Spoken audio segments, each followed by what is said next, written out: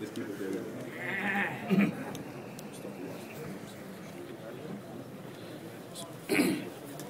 Bismillahir Rahmanir Rahim.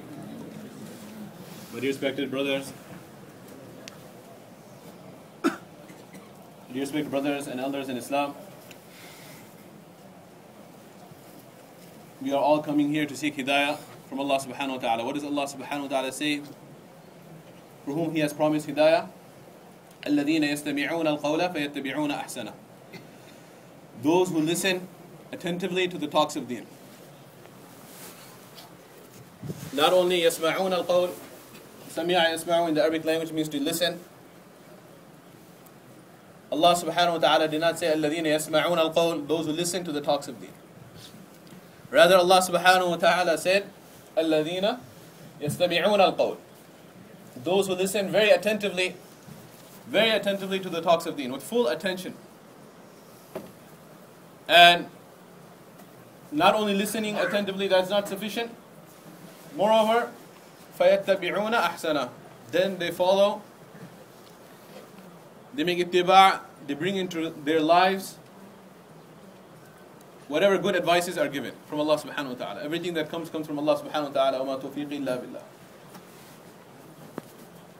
These are the people, أُولَٰئِكَ الَّذِينَ هَدَاهُمُ اللَّهُ. These are the people that Allah subhanahu wa ta'ala will guide.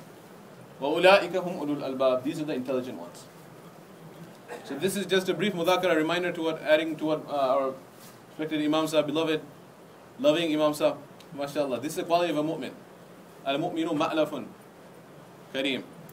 وَلَا خَيْرَ فِي مَنْ لَا يَأْلَفْ وَلَا يُؤْلَفْ. The mu'min is the one who is full of love. He loves and is beloved. He loves others and he is beloved by everyone.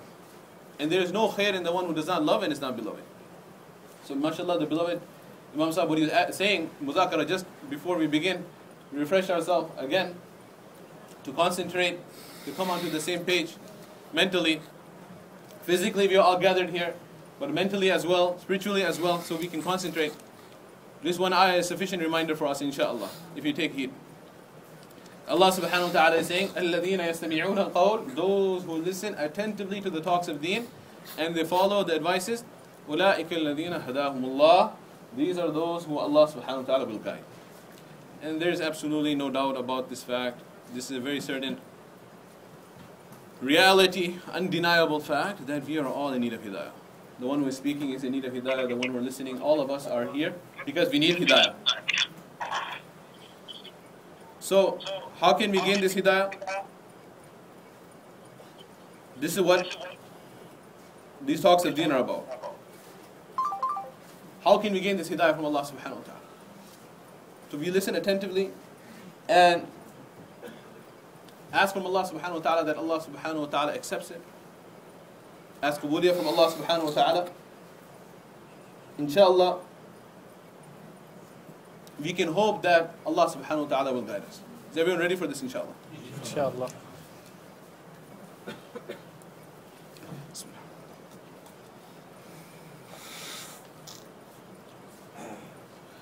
الحمد لله نحمده ونستعينه ونستغفره ونؤمن به ونتوكل عليه ونعوذ بالله من شرور أنفسنا ومن سيئات أعمالنا من يهده الله فلا مضل له ومن يضلله فلا هادي له ونشهد أن لا إله إلا الله وحده لا شريك له ونشهد أن سيدنا ونبينا وشفيعنا وحبيبنا محمدا عبده ورسوله وصفيه وخليله نشهد أنه قد بلغ الرسالة وأدى الأمانة ونصح الأمة وكشف الغمة وجاهد في سبيل ربه حتى أتاه اليقين وصلى الله وسلم وبارك عليه وعلى آله وصحبه ومن تبعهم بإحسان ودعا بدعوتهم واستنى بسنتهم واقتدى بهديهم إلى يوم الدين.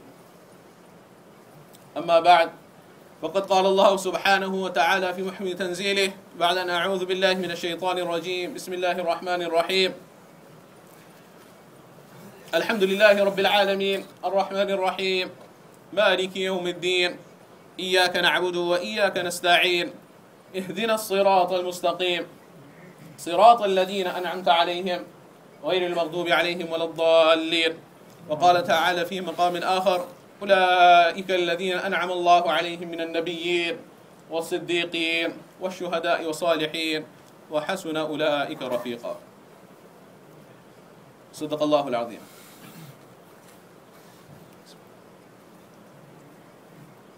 My dear respected brothers and elders in Islam,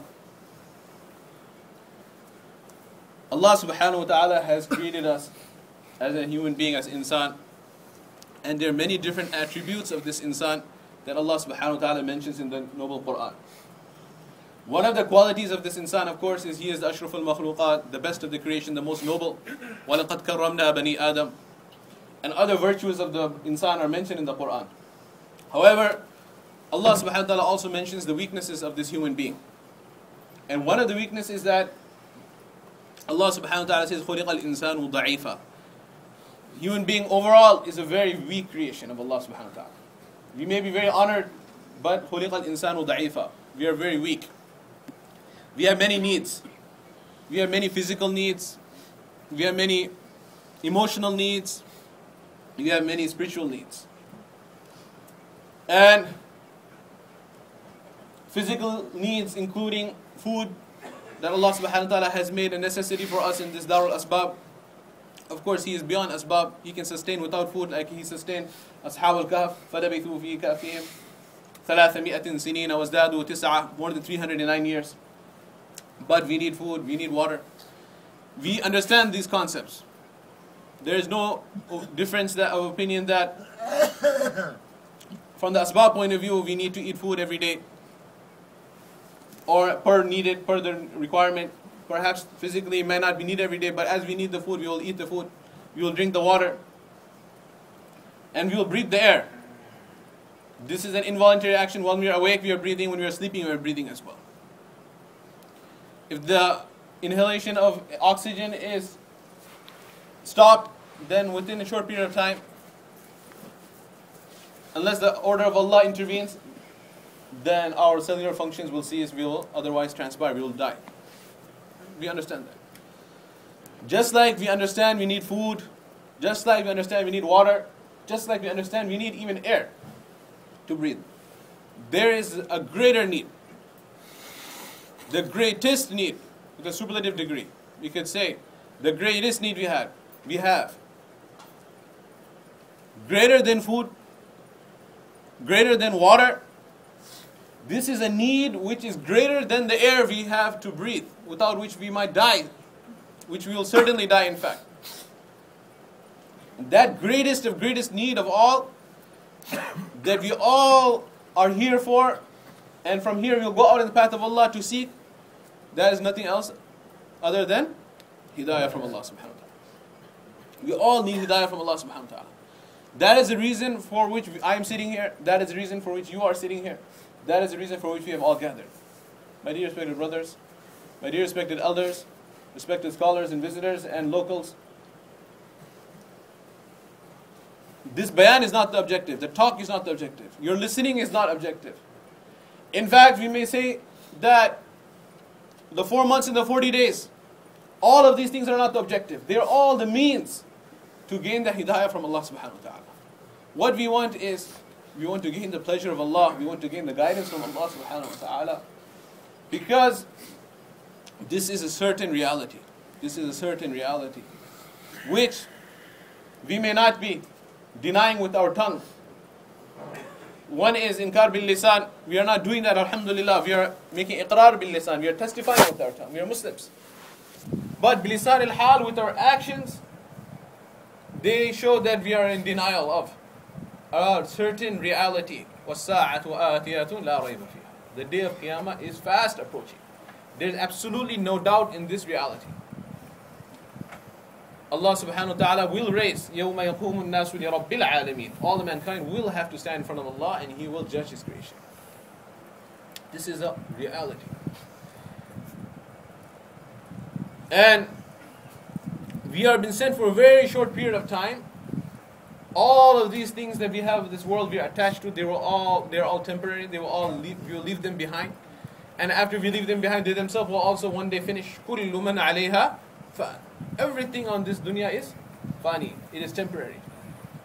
وَكُلُّ مَا فَوْقَ التُّرَابِ تُرَابُ. Everything on top of the dust is also dust. What is going to count at the end of the day, at the end of all of this huge experiment of life and this whole world, not only our life, the life of this entire universe, when it ceases, at the end of the day, what counts? وَالْبَاقِيَاتِ الصَّالِحَاتِ. The righteous deeds, that is what's going to count. That is the reason why this whole universe exists in the first place.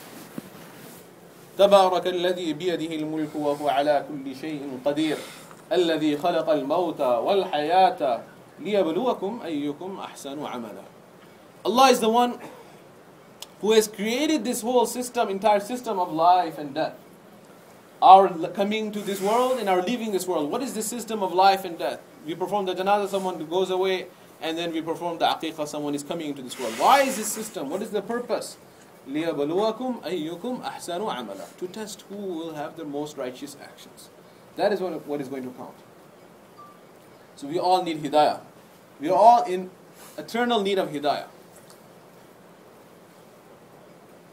There is no one who is exempted from this. Even the Anbiya alayhi salam, even Rasulullah sallallahu alayhi wa sallam, Sayyidul Mursaleen, Sayyidul Awwaleen wal Akhirin. He is seeking hidayah from Allah subhanahu wa ta'ala.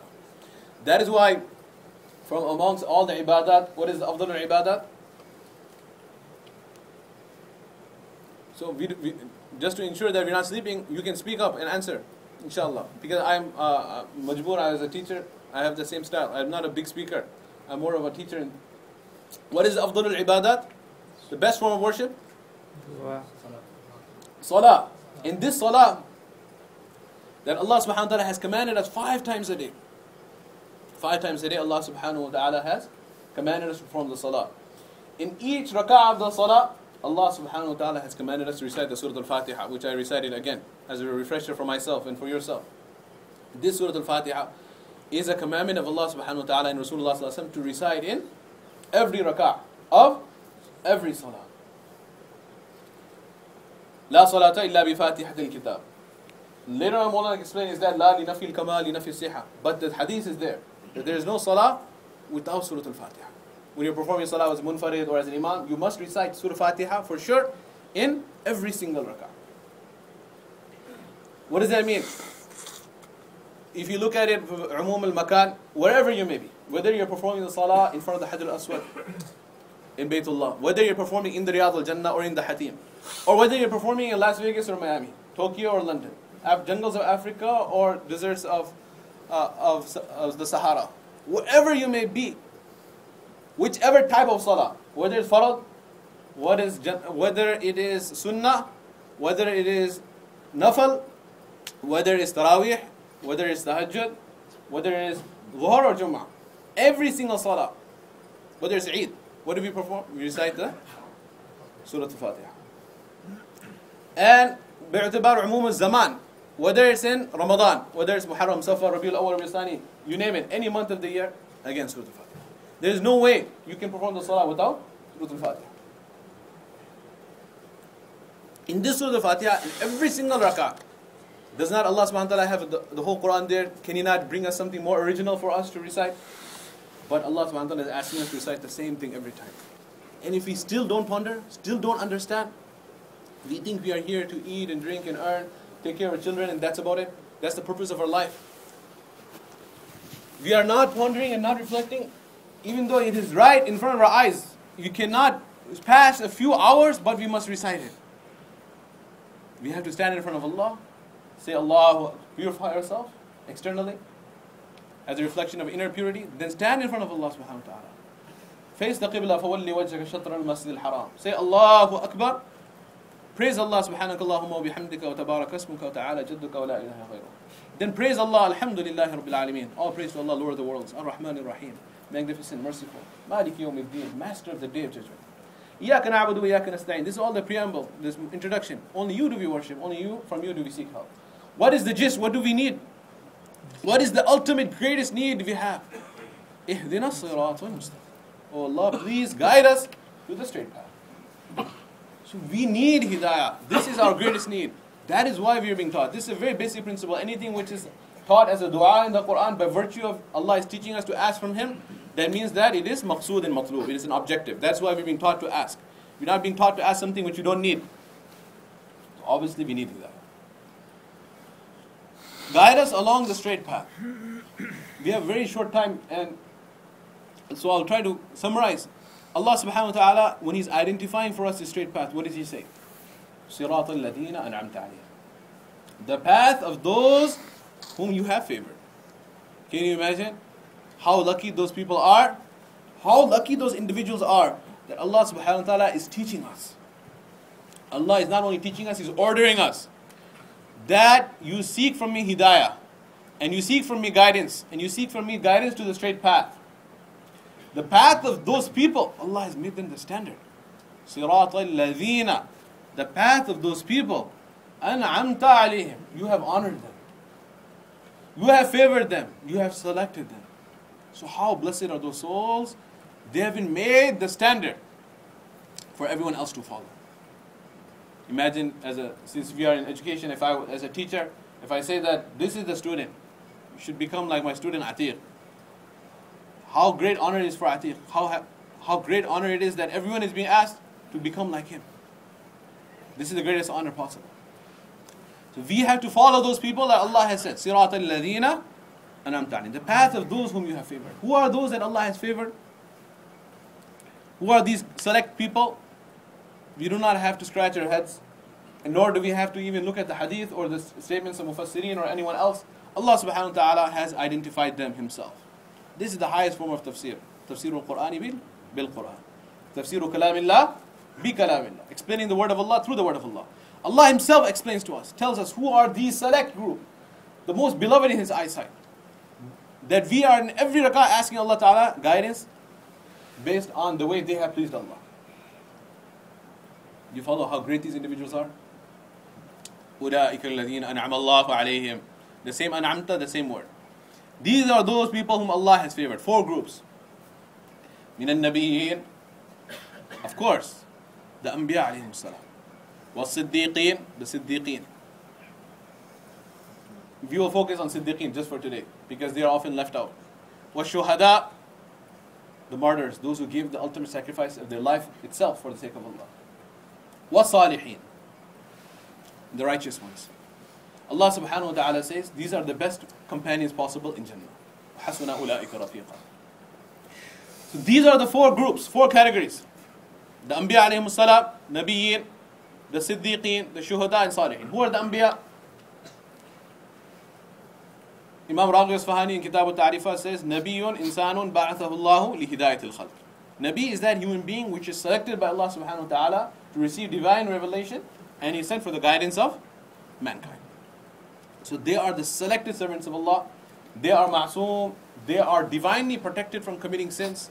They are, as Aqidah al-Sunnah wal-Jama'ah are, they are divinely protected from committing kabair and saghair, major sins and minor sins. قَبْلَ النُّبُوَّةِ وَبَعْدَهَا. Before and after prophethood. Those select servants of Allah. That they are the model for their ummah. They are those whom Allah subhanahu wa ta'ala has selected for the guidance of the mankind. The Nabi. They're the first category. Siddiqeen, they are from every single ummah, the one who was closest to the Nabi of that time. And there is only one Siddiq in the entire ummah. One Siddiq in the entire ummah. Imagine how lofty that status is. How high that status is. He is a single one Siddiq in the entire ummah. Who is the closest to the Nabi of that time, and who actually took the fikr and concern of that Nabi. Third is Shuhada, who gave their life for the sake of Allah subhanahu wa ta'ala.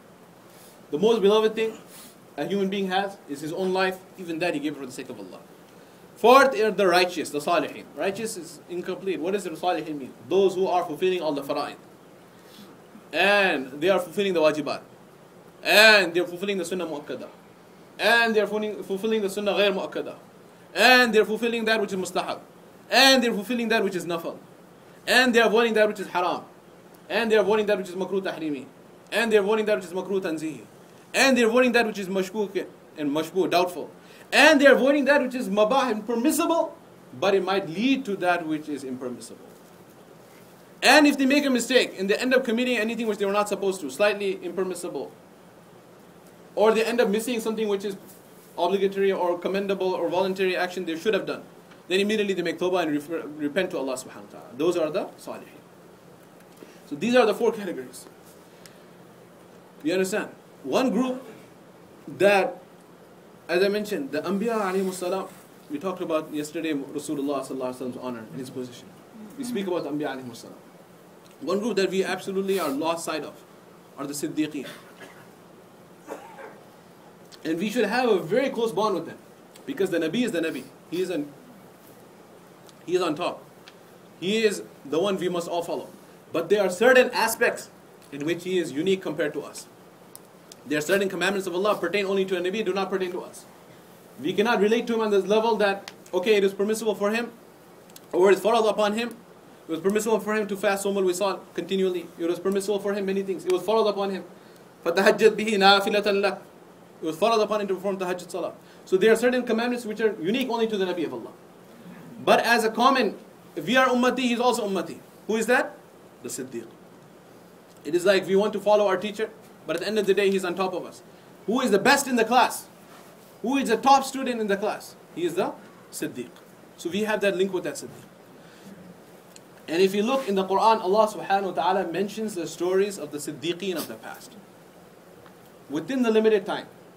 If Allah ta'ala gives us tawfiq, and with your attention, if you focus and remain, inshallah, attentive, we can try to examine 2 Siddiqeen of the past and 1 Siddiq of this ummah.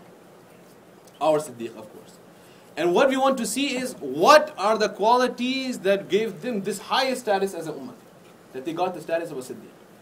And if you look, to make it short, I will just say, what are those 2 qualities, and you'll find them. 2 qualities. One is an unparalleled love and attachment, such a love which is unparalleled, unrivaled love and attachment to the Nabi of the time, for which they are ready to sacrifice anything and everything. And number 2 is the genuine concern and grief about the condition of the ummah. They had that concern, these Siddiqeen, whether it was obligatory or not in the previous ummah, but of course in this ummah it is obligatory upon us as the khairul ummah, the best of the nations. They had this concern. They were not just concerned about their own selves. That is what differentiates between the men and the boys. Who are the men? The true great men. They're not worried about their own selves. Yeah, of course they worry about themselves. They don't forget about themselves. They worry about themselves, but not only about themselves. The true leaders, the true great people are those who have the genuine concern about the humanity, about the entire ummah. They are working for the entire ummah to bring this khalq, this creation back to the Khaliq Allah subhanahu wa ta'ala. They are genuinely crying in the night and shedding tears, and they're tiring themselves in the day. Why? How can this khalq come towards the Khaliq Allah subhanahu wa ta'ala? This is that genuine concern. Alhamdulillah, we had the honor to meet different senior ulama when we were studying who had actually seen Mawlana Ilyas rahmatullahi alayhi. And we asked them that when you were young, in the 30s, 1930s, early 40s, to 44 of course, you had met so many great scholars. What was the khasiyah? Khasiyatu shay ma yujidu fihi wa la yujidu fi ghayri. What is the unique attribute of Mawlana Ilyas rahmatullahi alayhi? And whoever we asked, those few souls and blessed eyes who had the opportunity to meet him, everyone said the exact same thing. It was the unbelievable, unparalleled fikr and concern, grief and worry that he had for the condition of the ummah, which was not there anywhere else. That is that concern and fikr that he had, which then led him, which Allah Ta'ala selected him on basis of that this entire work was revived throughout Ta'ala, based on that concern. This is what we will see. This we will see in the Siddiqeen. So let us go. First Siddiq of the time, Allah subhanahu wa ta'ala mentions in the best surah of the Quran, in the heart of the Quran, in Surah Yasin. In Surah Yasin, Allah subhanahu wa ta'ala speaks about a Siddiq of the past. So alhamdulillah, to make sure we don't go on tangents, we just follow the ayat of the Quran. بعد نعوذ بالله من الشيطان الرجيم. وَضْرِبْ لَهُمْ مَثَلًا أَصْحَابَ الْقَرْيَةِ. Give them the example. Allah is saying, give the example to you and me, to everyone sitting here in Lansdale, in this Ijtemah. Give them the example of the Ashab al-Qaryah, of the people who lived in a village. Now which village is this? Ibn Kathir says, أَبْهِمُوا مَا أَبْهَمُهُ اللَّهِ. Which Allah left ambiguous, leave it ambiguous. You don't have to worry which particular town was, which year was. Look at the lesson, the moral. إِذْ جَاءَهَا الْمُرْسَلُونَ. Allah subhanahu wa ta'ala sent His Anbiya alayhim salam, His messengers to guide them. As He always sends the messengers to guide the people to the straight path. إِذَا أَرْسَلْنَا إِلَيْهِمْ وَاثْنَيْنِ Allah Ta'ala sent two prophets. فَكَذَّبُوهُمَا They were both rejected by the people. فَعَزَّزْنَا بِثَالِثٍ Then Allah Subhanahu wa Ta'ala sent the third Nabi to support them. فَقَالُوا إِنَّا إِلَيْكُمْ مُرْسَلُونَ They said, "Oh people, we have been sent by Allah Subhanahu wa Ta'ala." This is the same statement that Rabi' ibn Amr, the same statement that Sahaba said. We have been sent by Allah Subhanahu wa Ta'ala. Inna ilaykum, we have been sent, mursalun. They faced open rejection in their faith. قَالُوا مَا أَنْتُمْ إِلَّا بَشَرٌ مِثْلُنَا You are nothing. You are fake. You are imposters. You are liars. You are only basharun misluna. You are only human beings like ourselves. وَمَا أَنزَلَ الرَّحْمَنُ مِنْ شَيْءٍ Rahman, Allah has not revealed anything. In antum illa takdhibun. You are liars. So this is something. Opposition is a sunnah from the beginning. If you are going to do the effort of da'wah, you have to be ready for opposition. Brothers of Pennsylvania, you should be aware of this. You are doing bid'ah. You are not following the sunnah. Right? This, we have been spending a chilla in your halqa here. So this is the type of opposition Anbiya alayhi salam faced it. You are doing innovations in deen. Over here they're being told, you are liars. So did they fight back? Did they curse at them? They just said, قَالُوا رَبُّنَا يَعْلَمُ إِنَّا إِلَيْكُمْ مُرْسَلُونَ Our Lord, He knows the truth is, the reality is, we have been sent to you. وَمَا عَلَيْنَا إِلَّا الْبَلَاغُ الْمُبِينُ You have to help me if I miss the ayah. And it is our responsibility is only that to convey the message. This is our responsibility. The responsibility of the Anbiya, responsibility of the Ummah of Khatamun Nabiyyin sallallahu alayhi wa sallam. Our responsibility is to convey that message. And they continued the effort of da'wah. So we know that when if we face any opposition, we have to be lenient. We have to be patient. وَتَوَاصَوْا بِالْحَقِّ وَتَوَاصَوْا When you are going to invite towards haqq, you have to also know that you will have to be patient in this cause. That's why when Luqman Hakim, his advices are not randomly selected by Allah to be revealed in the Quran for us. His advice to his son, Ya bunayya, O my dear son, aqim as-salah, establish your own salah, wa'mur bil ma'ruf wa nahy 'anil munkar, invite towards good, forbid evil, wasbir 'ala ma asabak.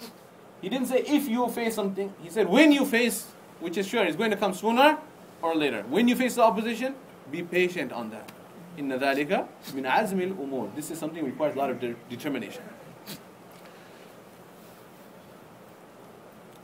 So, they rejected the Anbiya alayhi salam. And as a result of their rejection, drought came upon them. And when the drought came, they were suffering from that famine. And instead of making tawbah and realizing that this is the effect of their own rejection, they laid the blame on the Anbiya. And they said, قَالُوا إِنَّا تَطَيَّرْنَا بِكُمْ This is an evil effect of your presence in our town. So get out of our town. Get out of our masjid. You cannot sleep here. لَإِن لَمْ تَنْتَهُ If you don't stop, what is going to happen? لَنَرْجُمَنَّكُمْ We will pelt you with stones. وَلَيَمَسَّنَّكُمْ مِنَّا عَذَابٌ أَلِيمٌ You will face a dreadful torment from us. The Anbiya alayhi salam, they just said, look brothers, we just came here to invite you towards Allah. Right? We do not قَالُوا طَائِرُكُمْ مَعَكُمْ أَإِن ذُكِرْتُمْ بَلْ أَنْتُمْ قَوْمٌ مُسْرِفُونَ They said, look, how can, with this evil effect of this drought, it is because you are being rejecting. أَإِن ذُكِرْتُمْ We are just advising you, as this is the responsibility Allah has given us, and you are rejecting it. Based on this rejection, this is what's happening. So anyway, they were thrown out. So what did they do? They left. They said that we'll go to the next town. Wherever the Jamaat is allowed to stay, we'll go there. What can we do? So when they're going out, on the outskirts, they met this man. This leper who had been thrown out of his town because people hated him and were afraid of his communicable disease, that we will catch the sickness from him. He was rejected by his people. And he was out there and he was calling out to his false gods for cure.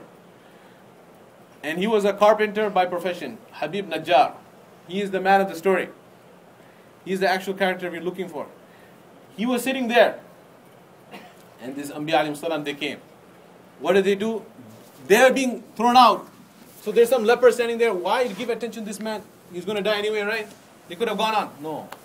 The da'i is the one, he does not give up any opportunity. Wherever he goes, whichever gathering is, he has the one concern. Like Maulana Umar Palampuri, Sahab Rahmatullah Ali, Navarullah Mulqadahu, the master of examples. Master of examples. In our childhood, we had the honor to sit and listen to him. He said that the da'i, he gave an example, is like the one who is, he gave many examples. One example stuck in my mind.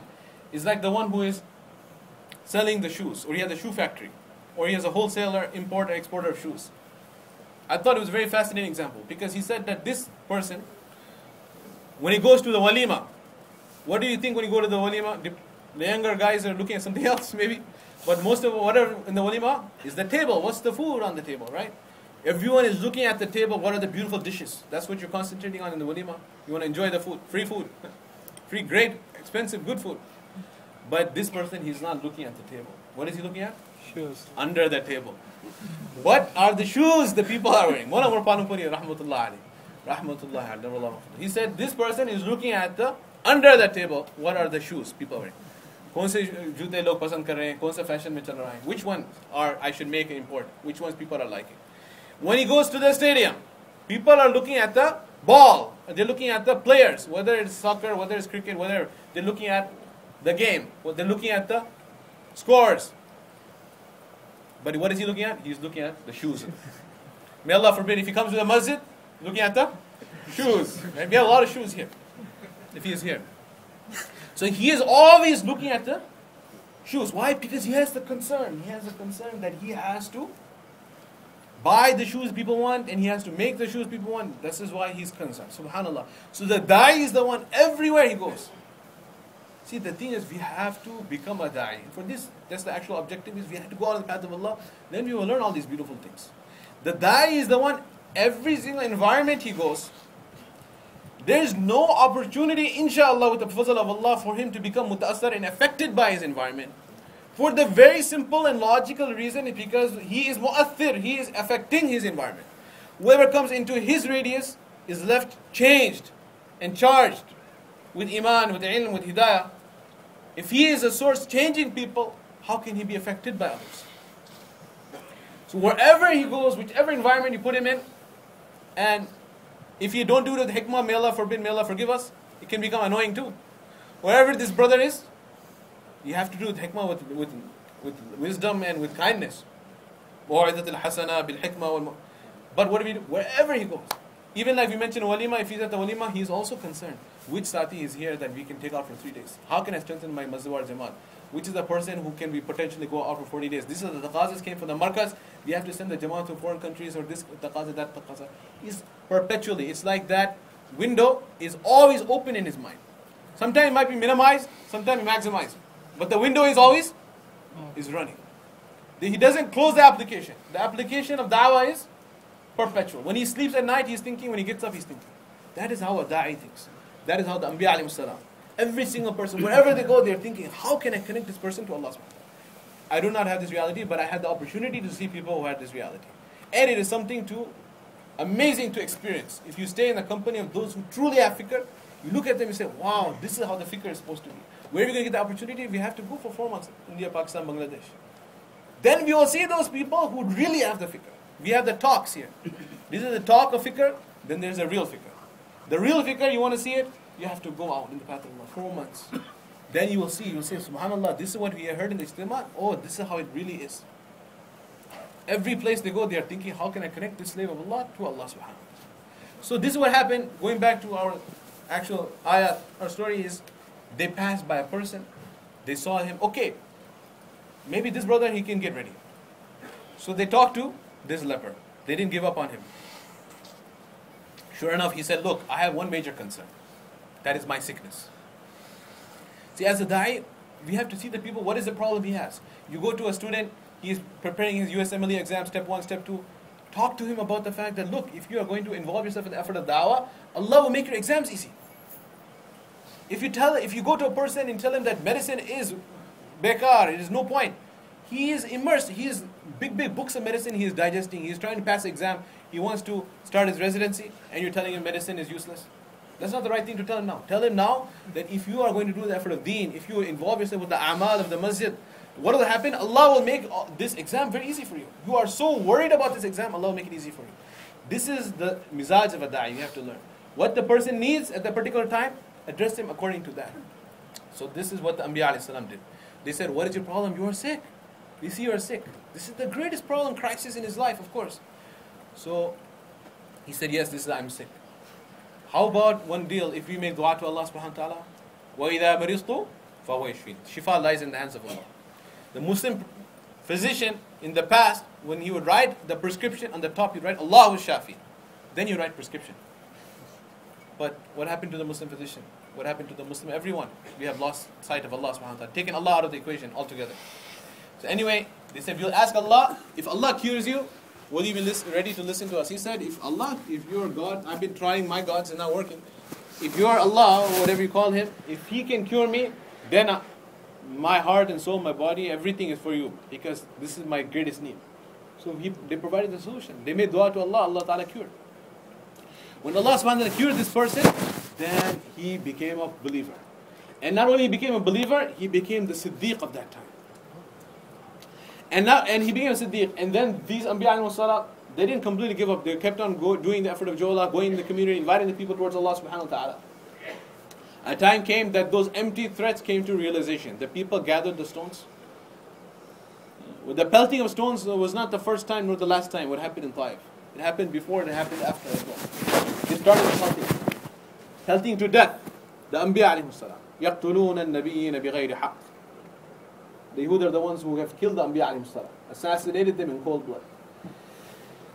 When this Habib Najjar, who had become a mu'min and Siddiq at that time, we cannot lose sight of the objective. There are two qualities you have to see and search and find them. What is the first one? You've forgotten. Yeah, the fikr. For fikr of the ummah. And the second one? Love for the Nabi. Look at that love. وَجَاءَ رَجُلٌ مِّنْ أَقْصَى الْمَدِينَةِ يَسْعَى. A man, he came from the edge of the city running. Not walking, running. He came, why? Because he loves the Nabi. And why? To defend the Nabi. And also to guide the people. Because he has concern for their hidayah. قَالَ يَا قَوْمِ, O my people, اتَّبِعُوا الْمُرْسَلِينَ. Follow these messengers. اتَّبِعُوا مَنْ لَا يَسْأَلُكُمْ أَجْرًا. Follow those who do not seek any compensation from you. This is one of the usul of da'wah. People who might come here for the first time, I do not see any people like that. You're all, mashallah, all workers here. But if in case you do not know, there is absolutely everyone who goes out in the path of Allah, no one is sponsoring anybody. There is no sponsorship fund and then everyone is going with their own money. And we do not ask any money from anyone. This is a unique, this is something common characteristic with all the Anbiya alayhi salam. They invite towards Allah and they say, we do not seek any compensation from you. He says the same thing. He invites his people towards one Allah, then he says, لا أسألكم عليه أجرا لا أسألكم عليه مالا. So this, I do not need money from you, I don't need compensation from you. This is what he says. Oh my people, follow these Anbiya alayhi salam. Those who are not asking any money from you. اتبعوا من لا يسألكم أجرا وهم مهتدون. They are rightly guided. Why don't you follow them? So, and then he addresses his people. He should have said, what's wrong with you people? Why don't you follow? وَمَا لَكُمْ لَا تَعْبُدُونَ. Why don't you follow? But he didn't say that. One of the usul of da'wah again is that you always speak in the first person, never second person. Never you must do this and you need to be guided. Always I or we. He didn't even say we, he said I. He said وَمَا لِيَ. First ayah of the 23rd juz. وَمَا لِيَ لَا أَعْبُدُ الَّذِي فَطَرَنِي. He's already doing ibadah, but what does he say? What's wrong with me if I do not worship Allah? لَا أَعْبُدُ الَّذِي فَطَرَنِي. The one who has created me. Without any example from before. He's the one who created me. What's wrong with me if I don't worship him? And then he has to include them as well. So he says, وَإِلَيْهِ تُرْجَعُونَ. And towards him you are all going to return. What? He changed it from first person to second person. He said, what is wrong with me if I don't worship Allah? The one who has created me. وَإِلَيْهِ تُرْجَعُونَ. Towards him you have to also return. So if you all have to return, then you also have to prepare for what you're going to do when you go there. أَأَتَّخِذُ مِن دُونِ آلِهَةً. Should I assign other partners besides Allah? إِن يُرِدْنَ الرَّحْمَنُ بِضُرٍّ. If Allah wants to punish me, لَا تُغْنِ شَفَاعَتُهُمْ شَيْئًا. Their intercession will not help. وَلَا يُنْقِذُونَ. إِنِّي إِذًا لَفِي ضَلَالٍ مُبِينٍ. If I worship these false gods, I will be gone astray. Therefore I declare, Inni amantu bi rabbikum fasma'un. I declare I believe in your Lord. Amantu, I believe. It would have made sense to say, Amantu bi rabbi, I believe in my Rabb. Or he would say, you believe in your Rabb. He didn't say, you believe in your Rabb. He didn't say, I believe in my Rabb. He didn't say, you believe in your Rabb. He didn't say, I believe in my Rabb. He said, Inni amantu bi rabbikum. I believe in your Rabb. So I'm believing, and I'm believing in who? In your Rabb. You also have to believe. Fasma'un. So listen closely. Listen closely. This is the iman of da'wah. He gave the iman of da'wah. So what happened is, there's two outcomes. The two Siddiq, Allah Ta'ala shows the two possible outcomes. This one, what happened? They pelted him as well. But Allah Ta'ala cut the story short and made it easy for us. He said that instead of showing how he was pelted, and how he was tortured, and how he died, Allah Ta'ala straight says, قِيلَ ادْخُلِ الْجَنَّةِ. It was said to him, enter into Jannah. So the love of the Nabi was such that he gave his life to defend the Nabi of Allah subhanahu wa ta'ala. The Anbiya alayhi wasalam, the three of them. And the concern he has is to the extent that even when he is dying, at the hands of those who have pelted him to death, which is not a very easy way. It's not like lethal injection or something. This is a very painful way to die. Even when he is dying, when he is entering to Jannah, his soul is leaving his body. What does he say? قال يا ليت قومي يعلمون بما غفر لي ربي وجعلني من المكرمين. Oh, I wish my people, those who are killing me, I wish they would know. I wish they would know بما غفر لي ربي, how my Lord has forgiven me. How Allah has honored me, made me من المكرمين, among those who are honored. That is the concern he has for the guidance of those people who actually killed him. That is what we need to gain. This cannot be gained from these talks. This cannot be gained from reading the books. This can only and only be gained by going out in the path of Allah subhanahu wa ta'ala. I remember in 2002 in the Tongi Ijtemah Bayan was called there were 55 ulama who were going for 1 year. So he gathered us together and he was talking. And he was saying there are those who are involved in the effort of ta'aleem, those who are involved in the effort of tazkiyah, those who are involved in efforts of deen. Then he said, what is the unique aspect in the effort of da'wah which is not found in anything else? Again, the khasiyah. مَا يُجِدُ فِيهِ لَا يُجِدُ فِي غَيْرِهِ. That's found only in da'wah, not found anywhere else. Salat. Second point. Does anyone say don't pray salah in other efforts of deen? Any effort of deen will say don't pray salah. Any effort of deen. Ilm and dhikr, of course, the ta'aleem is doing ilm, the dhikr is in the khanqah. Ikram Muslim, of course, even non-Muslim believe in ikram. Everyone believes that you should be courteous and nice.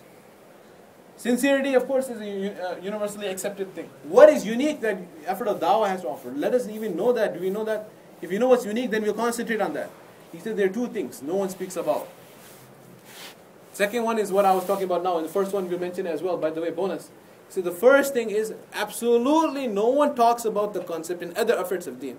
And having been involved in all the other efforts of deen, we can testify to this being true. And our testification is not even needed when Maulana is saying it himself. The other efforts of deen, no one talks about, number one, is that this whole concept of the aqidah about asbab.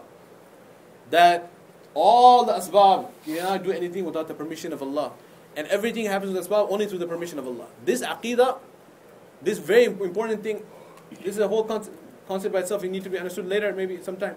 This is something which is not talked about. As one great shaykh who his entire life, one alim of deen, mashallah, his whole life he fought against the bid'at and innovations to protect the aqidah of the people. And at the end of his life, after struggling so long, he said that सारी ज़िंदगी हम इसी में हमने कटा दी, लोगों को ये समझाते हुए कि इन मुर्दों से कुछ नहीं होता, इन मुर्दों से कुछ नहीं होता, मुर्दों से मुराद मज़ार से। अब हमारे तबलीग में आके हम ये समझा रहे हैं कि भाई जिंदों से भी कुछ नहीं होता। So he said, our whole life we have been spending telling the people that those who are in the graves, don't go and ask the grave that, oh, Shaykh Fullah, you give us a son, you change the weather, you do this and that. Those who are in the grave, they cannot help you. Those who are dead, they cannot help you. Don't go to the graves, make tawaf of the graves, and against all these rituals, customs, and innovations. But now, the Tabligh brothers are coming and tell us, guess what? Not only the dead cannot do, the living cannot help as well. So this is the reality. The first point. The second point, which is unique to the effort of da'wah, is the concept of har fard sari ummat ka zimmedar hai, or sari ummat ek fard ka zimmedar hai. Every individual is responsible for the entire ummah, and the entire ummah is responsible for every single individual.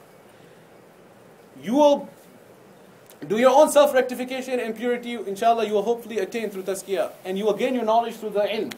But how will you transmit this to others? Through the effort of da'wah. This is the beauty of da'wah. That this is something which is not limited to your own development, but rather it will affect the environment. It will improve the environment. It will improve the ummah. So this is what he said. Even when he was dying, he had that concern. Ya alayhi taqum ya'lam. So this is the two qualities he had. The second Siddiq Allah subhanahu wa ta'ala mentions is in the time of Musa alayhi salam. There's an entire surah in the Quran called Suratul Mu'min, the surah of the Mu'min. And this Mu'min that Allah subhanahu wa ta'ala has revealed an entire surah praising him is not a Mu'min of this ummah.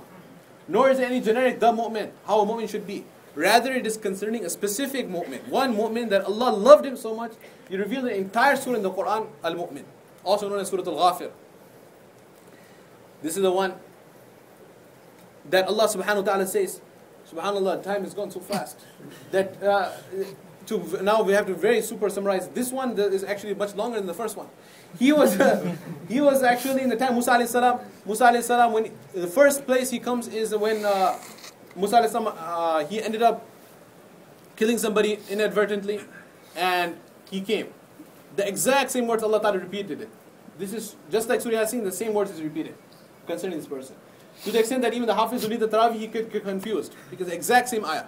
وَجَاءَ رَجُلٌ مِّنْ أَقْصَى الْمَدِينَةِ يَسْعَى. This is the same from Surah Yasin. The man came from the edge of the village, town, running. What did he say? قَالَ يَا مُوسَى إِنَّ الْمَلَأَ يَأْتَمِرُونَ بِكَ. This is where the ayah changes. O Musa, I came from he was a member of the family of Fir'aun. O Musa, إِنَّ الْمَلَأَ يَأْتَمِرُونَ بِكَ. The leaders, they are sitting together in a closed session, they are planning to kill you. Fir'aun with his court. Ya Musa, إِنَّ الْمَلَأَ يَأْتَمِرُونَ بِكَ. فَخْرُجْ, leave from here. إِنِّي لَكَ مِنَ النَّاصِحِينَ. I have love for you, I want to save you. So the fact he loved the Nabi is evident there. That he loved the Nabi Musa alayhi salam, even before he got the prophethood, that he advised him go. Musa alayhi salam left, he went to Madian, he stayed there for, he got married, he stayed there 8-10 years with Shu'aib alayhi salam, got tarbiyah. On the way back, he got the Nubuwah, he came back. When he invited the people, Fir'aun, then this invitation happened, a lot of things happened. Then the final scene comes that Allah subhanahu wa ta'ala explains the da'wah of this person. The love of the Nabi is evident that he went and advised him. And now the concern he has, the Sham'un, his name was Sham'un, mentioned in some riwayat, he had for the people. وَقَالَ رَجُلٌ مُؤْمِنٌ. Allah is testifying, this was a true mu'min. وَقَالَ رَجُلٌ مُؤْمِنٌ مِنْ آلِ فِرْعَوْنَ. There was a true mu'min from the family of Fir'aun, from the royal family. يَكْتُمُ إِيمَانَهُ. Up to this point he was hiding his iman. He addresses openly the court of Fir'aun. أفضل الجهاد كلمة حق عند سلطان جائر. Rasulullah sallallahu alaihi wasallam said the best form of jihad is to speak the truth in the face of the tyrant. What did he say? أتقتلون رجلا أن يقول ربي الله. Do you want to kill a man? His only crime is he says my Rabb is Allah. These are exact same word in Hayat al-Sahaba that our Siddiq Abu Bakr radhiyallahu anhu said to the Quraysh. أتقتلون رجلا أن يقول ربي الله. You want to kill Muhammad sallallahu alaihi wasallam? His only crime is he said my Rabb is Allah. وقد جاءكم بالبينات من ربكم. He brought clear signs for your guidance. He's trying to approach them. He says a lot of things. And then he shows his concern for the people. يا قوم إني أخاف عليكم يوم التناد. I'm afraid for you. What's going to happen to you? He is putting his life on the line. He knows Fir'aun is the one sitting on the throne who is ordering the assassination, mass genocide of all the newborn babies. What is my outcome going to be after I finish this speech? He knows he's going to face certain death. That's what he's thinking. He's ready, but he speaks the truth. And he says, O Fir'aun and O people, inni akhafu alaykum. I'm afraid for you. Yawm at-tanad, what's going to happen on the day of Qiyamah when people will be crying out. Yawm tuwalluna mudbirin. You're going to be running away. Malakum min Allah ibn asim. No one's going to be there to save you and protect you. Inni akhafu alaykum, ahzab. What's going to happen on the day of Qiyamah? He keeps on reminding them of the day of Qiyamah. So this is the concern that Da'i has. He has the love, and he has the concern for the well-being. The basis of any advice is not with the criticism, not with a superlative feeling, with a superiority complex. I'm better than you, so I'm guiding you, I'm telling you, I'm informing you, I'm educating you. Rather, with sincere, well-wishing attitude, that I want the best for you. I want the best for you. This is when Rasulullah ﷺ was a shahidan wa mubashiran wa nadhira. If he was a bringer of glad tidings and a nadhira, a warner.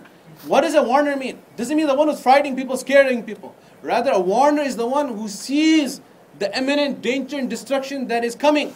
And he wants to save you from that destruction. That's why he's warning you that protect yourself, guard yourself, save yourself from this utter destruction in your coming upon you. That is a warner, Nadhir. He's warning the people. And he talks about the dunya, he talks about Ya qawmi lakum al-mulku al-yawm zahirina fil ard. Today you have the kingdom.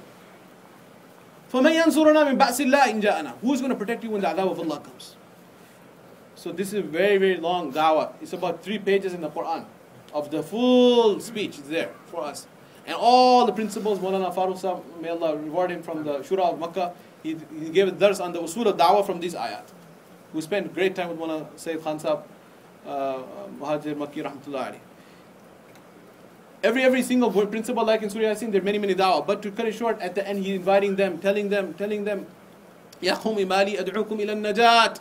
Why is it? What's wrong with me? I'm inviting you towards najat, towards salvation. وَتَدْعُونَنِي إِلَى النَّارِ. You are inviting me towards the fire. تدعونني لأكفر بالله واشرك به ما ليس لي به علم وأنا أدعوكم إلى العزيز الغفار لا جرم أن ما تدعونني إليه ليس له دعوة في الدنيا ولا في الآخرة. There's no problem. Whatever your da'wah is baseless and has no foundation. There's no support for your position. So that means the da'i has to be confident. The da'i has to have basira. He has to know. How can you be a salesman of some dunya material, salesman of Toyota? You will not go and buy a Honda. He has to believe that Toyota is the best car, then he will be able to be a successful salesman. If we are inviting towards Allah, and we are inviting towards success lies in deen, complete success, and we ourselves have doubt, how can we be a successful da'i ila Allah? And we have to have firm belief in that what we are inviting towards is haqq. And that the da'wah of the batil is exactly that. It is batil. It is falsehood. He tells them, Tad'unani, what you are inviting me towards, there is no dalil for it in the heavens nor in the earth. And he said, وَأَنَّ مَرَدَّنَا إِلَى اللَّهِ. We're going to all return to Allah. Allah is going to judge, and you will see at that day. You're going to see, فَسَتَذْكُرُونَ. Now he thinks he's about to be dragged to be killed. So at the last closing remark, I rest my case. What does he say? فَسَتَذْكُرُونَ مَا أَقُولُ لَكُمْ. You are definitely going to remember my words. You're going to remember what I'm telling you. فَسَتَذْكُرُونَ مَا أَقُولُ لَكُمْ. You're going to remember my da'wah. وَأُفَوِّضُ أَمْرِي إِلَى اللَّهِ. And I hand my matter in the hands of Allah. Inna Allah basirun bil ibad. Allah is fully watching what you are doing. That means if you're going to try to harm me, He's watching. So one outcome is shahada with great success, the previous one. This one, the other success. فَوَقَاهُ اللَّهُ سَيِّئَاتِ مَا مَكَرُوا. Allah protected him from the evil planning of those who were planning against him. وَحَاقَ بِآلِ فِرْعَوْنَ سُوءُ الْعَذَابِ. The Ali Fir'aun, they're the ones who were drowned in the adhab. So Allah Ta'ala saved him. So he had the love of the Nabi and he had the fikr. Of course, if you have the Jamaat al-Nabiyyin, who is the greatest Nabi? Muhammad. If you have all the previous books, which is the book Allah has taken the promise to protect? Our Quran. Which is the best of the nations? Khairul Umam? This one. If you call a meeting, imagine, like in the Mi'raj, we just taught about it or heard about it in Rajab, just passed by. If all the Anbiya are there, Rasulullah is the Imam. All the Anbiya physically are performing Salah behind our beloved Rasulullah. How honored we are that he is our Rasul. We are his ummah. Similarly, imagine if, hypothetically, if they had a Jama'at of Siddiqeen. The Siddiq of Isa, Dawud and Sulaiman. The Siddiq of Ibrahim and Noah. All the Siddiqeen are there. The top of each class. So from that Jama'at of Siddiqeen, who is the best Siddiq? Abu Bakr Siddiq. أفضلهم بالتحقيق Abu Bakr Siddiq. The best of the Siddiqeen, the best of this ummah is Abu Bakr radiallahu anhu. The one who had these two qualities to the extreme. The love of Rasulullah sallallahu alaihi wasallam to the extreme, and the concern for the ummah to the extreme. And both of these two we find in Mishkat al-Masabi in the Kitab al-Malaqib, the chapter of virtues. There's a chapter on the virtues of Abu Bakr Siddiq radiallahu anhu. There's one hadith, beautiful hadith of Umar radiallahu anhu. Umar radiallahu anhu's statement is a mawquf riwayah. This is what Umar radiallahu anhu is saying. He says, لَوَدِدْتُ أَنَّ عَمَلِي كُلَّهُ بِيَوْمٍ مِنْ أَيَّامِ أَبِي بَكْرٍ وَبِلَيْلَةٍ مِنْ لَيَالِهِ. The greatest deal for me, if I could have this deal, I would be so pleased if all my life worth of accomplishments, I could trade that for one night of Abu Bakr and one day of Abu Bakr. One night of Abu Bakr and one day of Abu Bakr. Who is saying this? Umar ibn al-Khattab. The one Rasulullah said, لو كان بعدي نبيا لكان عمر. If there would be a Nabi after me, it would have been Umar. The one Nabi is saying, that he is the one, إِنَّ الْحِكْمَةَ تَنْطِقُ مِنْ لِسَانِ عُمَرٍ. Hikmah, it sprouts out from his tongue. The one who was 10.5 years of his glorious khilafah, never seen like it ever in the history of mankind. The one who established Islam, the one who strengthened the deen of Allah, the one who simultaneously, this Futul Iraq, and Sa'ad bin Abi Waqqas is conquering Iraq, and Abu Ubaidah and Khalid bin Walid are going to Sham, and Amr bin al-As is going to Egypt. All these lands are entering the fold of Islam. وَرَأَيْتَ النَّاسَ يَدْخُلُونَ فِي دِينِ اللَّهِ أَفْوَاجًا. That is a manifestation is happening during his khilafah. So people are entering, countries are entering the fold of Islam. The great door that held back the fitnas, after he was gone, after he left, then the fitna started in the ummah. The greatest accomplishments he has done, amazing accomplishments, he has served Islam. He is saying, I would be utterly pleased and it would be the greatest deal if I could trade all my lost accomplishments and get one day of Abu Bakr, one night. And this day and this night, he identifies which one. And one is manifestation of the love of Abu Bakr for Rasulullah, and one is the manifestation of fikr he had for them. The same two qualities we see.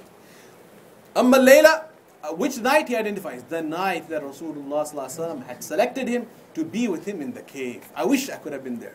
That's all. I wanted that one night. I just needed one night in the cave. Which cave? Ghar Thawr. Or yes, Ghar Thawr, not Hira, right? Ghar Thawr. This cave of Thawr.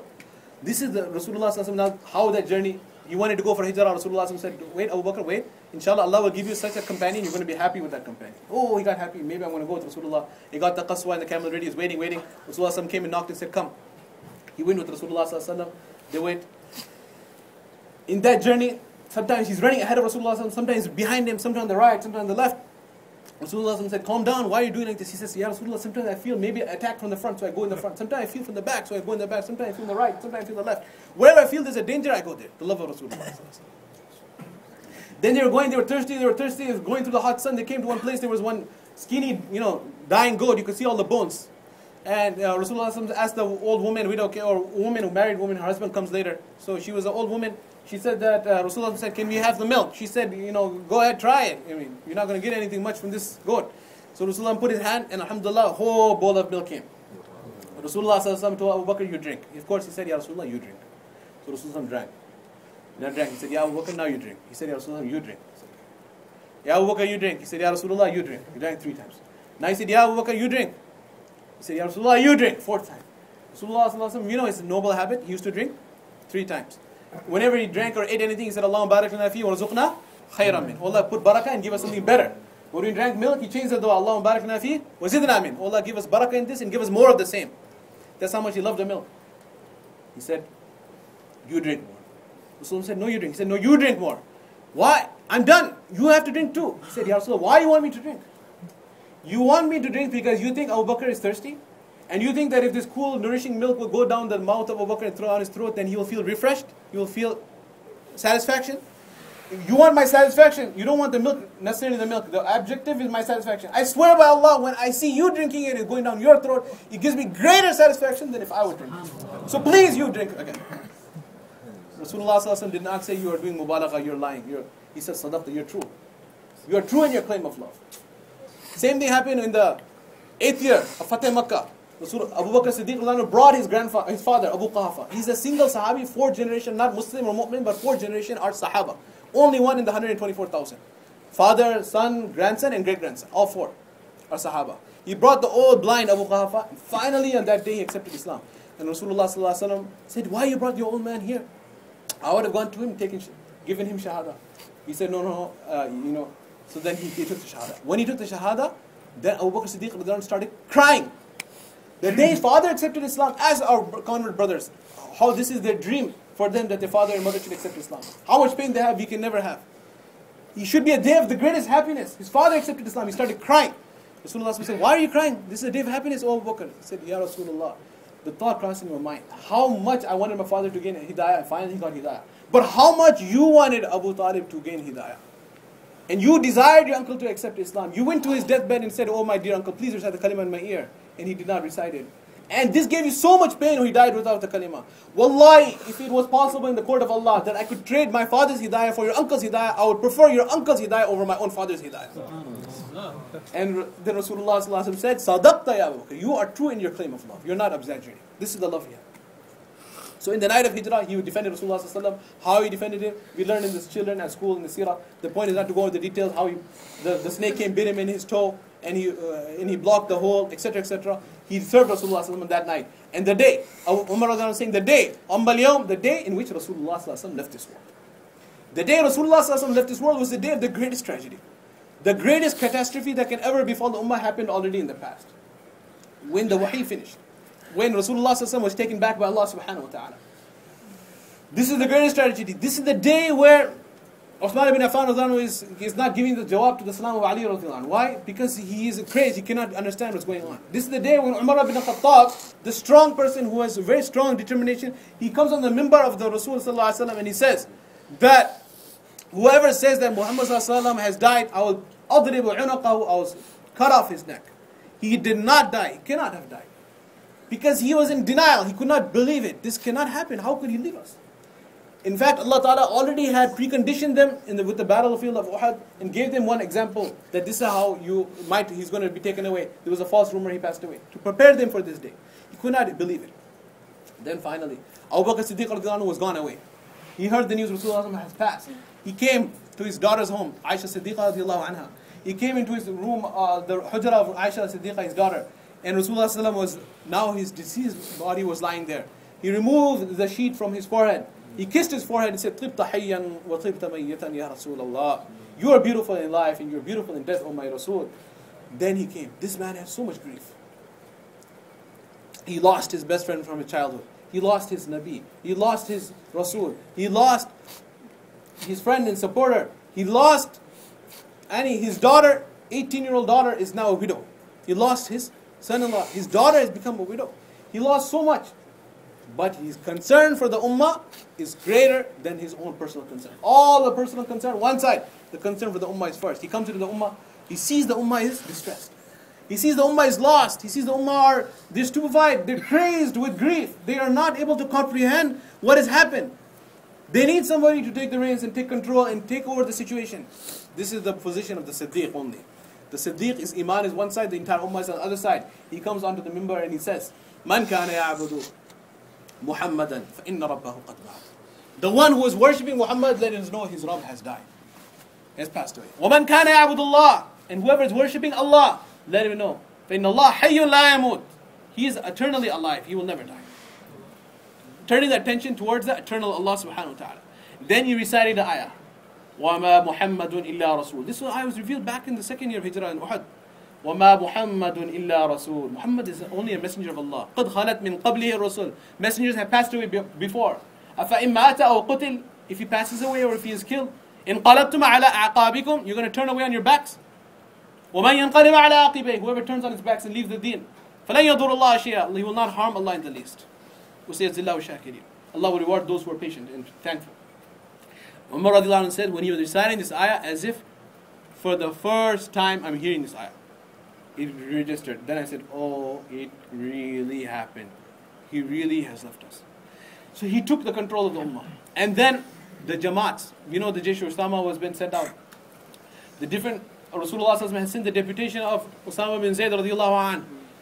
This group going on the path of Allah, they had stopped in the suburb because they heard Rasulullah was sick. They came back. What should we do? Now when there is a vacuum in the power, there's a leadership crisis. There's no leader now. The leader has been removed. So the other enemies of Islam, they thought this is the best time to attack. The Roman Hiraqal is ready to attack.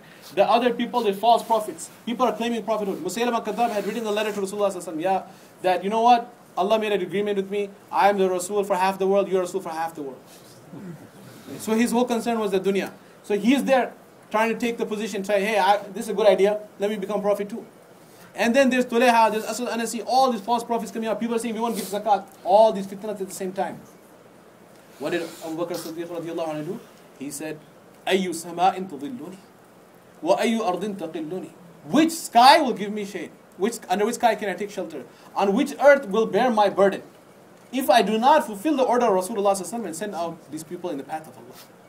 لأنفذه كما أمر به رسول الله صلى الله عليه وسلم. I will fulfill the order of Rasulullah صلى الله عليه وسلم ولو لم يبقى وحدي, even if I'm left alone. The Ansar Muhajirin, Umar ibn al-Khattab, Usman Ghani, Ali, كرم الله وجهه, طلحة ibn Ubaydullah, Zubair ibn al-Awam, Abdul Rahman ibn Auf, Sa'ad ibn Abi Waqas, Sa'id ibn Zayd, Abu Baydah ibn Jarrah, Ashara Mubashara, Sabiqin al-Awwalin, Muhajirin, Ansar. Everyone saying, hold on. We cannot send. He said, I'm alone. I don't care. You guys are all wrong. He's a Siddiq. He said, we have to send this out in the path of Allah. He said, there will be, the capital is going to be, there's no one going to protect us. Where is the protection, my dearest brothers? The protection is in the effort of da'wah. This is right in the Quran. Ya ayyuha rasulu, balligh. Do the effort of tabligh. Ya ayyuha rasulu, balligh. Do the effort of tabligh. Wallahu ya'asimuka minan nas. Same ayah at the end. Allah will protect you from the people. He said the protection lies in this effort. You will send the groups out. To the north, to the south, to the east. No one. He said, لَوْ خَطَفَتْنِيَ الْكِلَابُ وَالذِّئَابُ.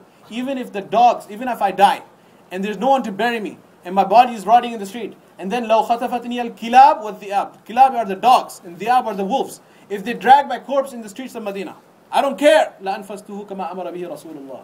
I will fulfill the order of Rasulullah. وَلَوْ وَلَمْ يَبْقَ وَحْدٍ. Even if I'm alone, everyone must go out.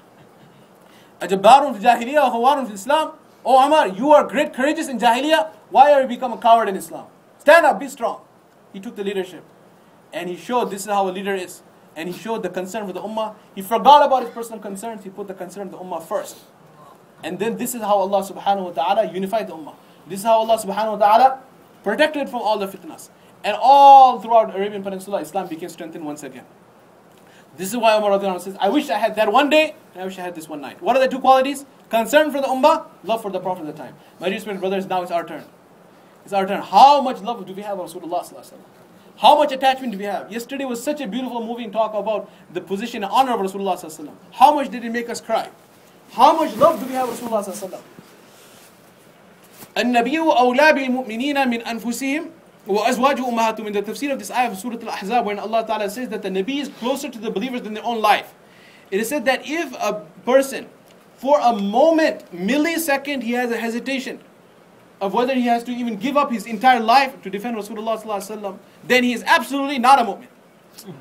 He cannot be a mu'min. لا يؤمن أحدكم حتى أكون أحب إليه من والده وولده والناس أجمعين. None of you can be a mu'min. Minimum requirement. This is not optional. This is not voluntary. This is not something high, commendable to become a Siddiq. No. No one can be a mu'min. It starts with nafi. La yu'minu. This is sahih, muttafaqun alayhi, Bukhari, Muslim narration. You cannot be a mu'min hatta akuna ahabba ilayh. Until I am more beloved than your parents, your children, وَالنَّاسِ أَجْمَعِينَ, all mankind. In fact, this is in the Surah Tawbah as well. So we don't even have to see the Bukhari riwayah. It's in the Quranic ayah as well. قُلْ إِنْ كَانَ آبَاءَكُمْ وَأَبْنَاءَكُمْ, the entire ayah, which was actually mentioned yesterday by Maulana.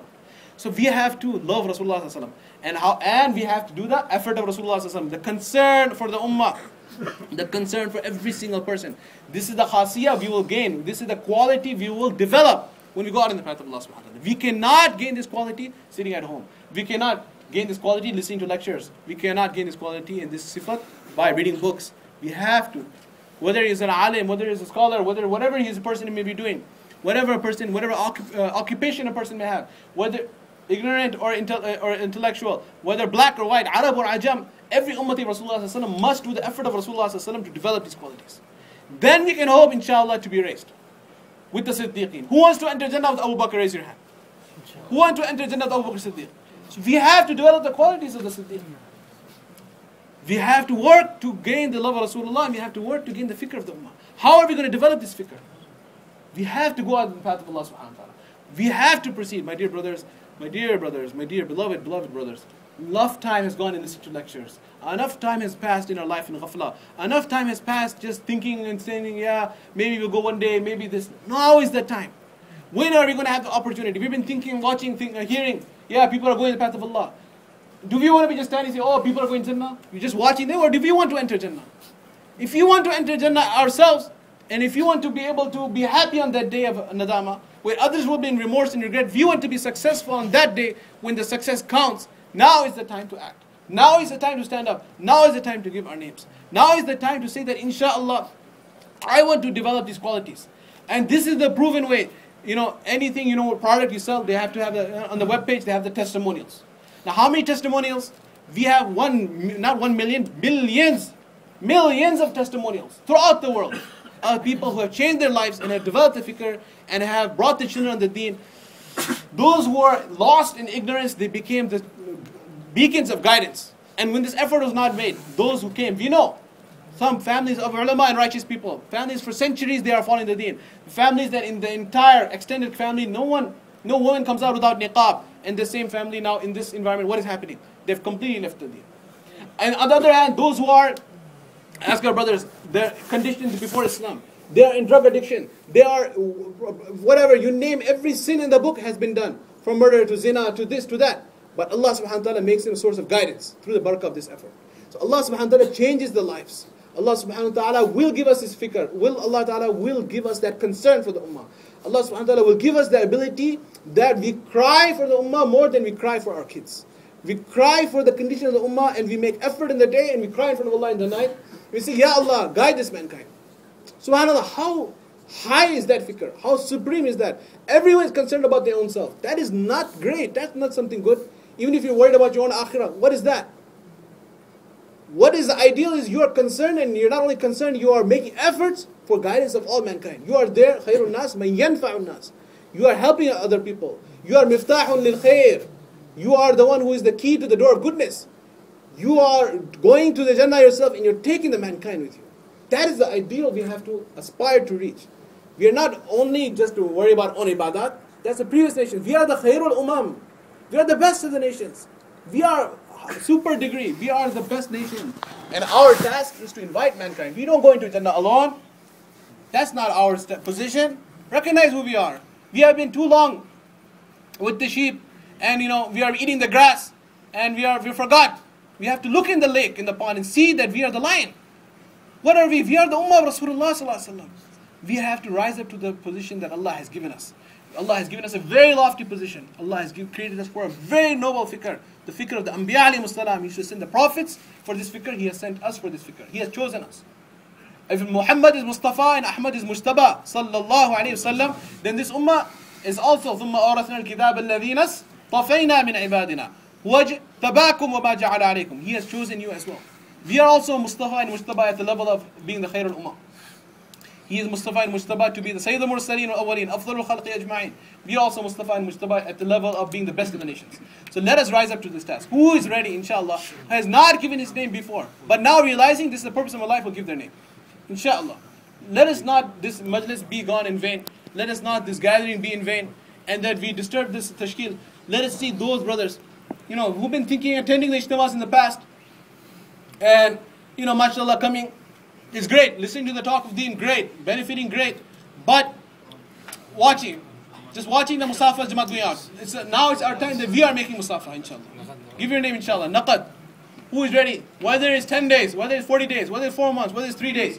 Any number of days, inshallah. Who is ready? Inshallah. Who's ready to give their name?